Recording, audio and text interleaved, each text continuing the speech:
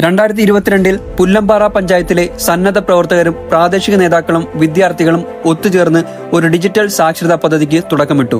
തുടർന്ന് പുല്ലമ്പാറ ഇന്ത്യയിലെ ആദ്യത്തെ സമ്പൂർണ്ണ ഡിജിറ്റൽ സാക്ഷരതയുള്ള ഗ്രാമപഞ്ചായത്തായി മാറി. ഈ വിജയത്തിൽ നിന്ന് പ്രചോദനം ഉൾക്കൊണ്ട് ഡിജി കേരള എന്ന പേരിൽ ഈ സംരംഭം സംസ്ഥാനത്തുടനീളം വ്യാപിപ്പിച്ചു.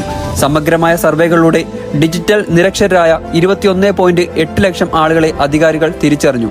ഈ വ്യക്തികൾക്ക് പരിശീലനം നൽകി. ഇവരിൽ 99.98% പേരും പരിശീലനവും മൂല്യനിർണ്ണയവും വിജയകരമായി പൂർത്തിയാക്കി. കേരളം ഇവിടെ നിർത്തുന്നില്ല. രണ്ടാം ഘട്ടത്തിൽ സൈബർ കുറ്റകൃത്യങ്ങളെ നേരിടുന്നതിനും സോഷ്യൽ മീഡിയയുടെ ദുരുപയോഗം തടയുന്നതിനും ആളുകളെ പഠിപ്പിക്കും. ഇത് സമ്പൂർണ്ണ ഡിജിറ്റൽ സുരക്ഷയാണ് ഉറപ്പാക്കുന്നത്. ശരിയായ നയങ്ങളും സമഗ്രതയും സാമൂഹിക പങ്കാളിത്തമുണ്ടെങ്കിൽ എവിടെയും ഡിജിറ്റൽ ശാക്തീകരണം സാധ്യമാണെന്ന് കേരളത്തിന്റെ ഈ നേട്ടം തെളിയിക്കുന്നു. ഇനി PSC പരീക്ഷകൾക്ക് ആവശ്യമായ കുറച്ച് വസ്തുതകൾ മനസ്സിലാക്കാം. കേരളത്തെ സമ്പൂർണ്ണ ഡിജിറ്റൽ സാക്ഷരതാ സംസ്ഥാനമാക്കി മാറ്റാനുള്ള പദ്ധതിയാണ് ഡിജി കേരളം. ഈ പദ്ധതിയുടെ നോഡൽ ഏജൻസിയാണ് കുടുംബശ്രീ. ലക്ഷ്യം 14 വയസ്സിന് മുകളിൽ പ്രായമുള്ള എല്ലാവരെയും ഡിജിറ്റൽ സാക്ഷരരാക്കുക.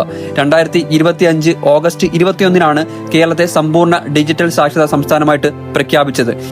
ഈ പോയിന്റുകൾ നോക്കുക. രാജ്യത്തെ ആദ്യ സമ്പൂർണ്ണ ഡിജിറ്റൽ സാക്ഷരത കൈവരിച്ച ഗ്രാമപഞ്ചായത്താണ് തിരുവനന്തപുരം ജില്ലയിലെ പുല്ലാമ്പാറ. ആദ്യത്തെ നിയോജക മണ്ഡലം കണ്ണൂർ ജില്ലയിലെ തളിപ്പറമ്പും ആദ്യത്തെ നഗരസഭ കൊല്ലം ജില്ലയിലെ കൊട്ടാരക്കരയുമാണ്. ഈ വീഡിയോ ഇഷ്ടപ്പെട്ടാൽ ലൈക്ക് ചെയ്യുക, ഷെയർ ചെയ്യുക, നമ്മുടെ ചാനൽ സബ്സ്ക്രൈബ് ചെയ്യുക. താങ്ക്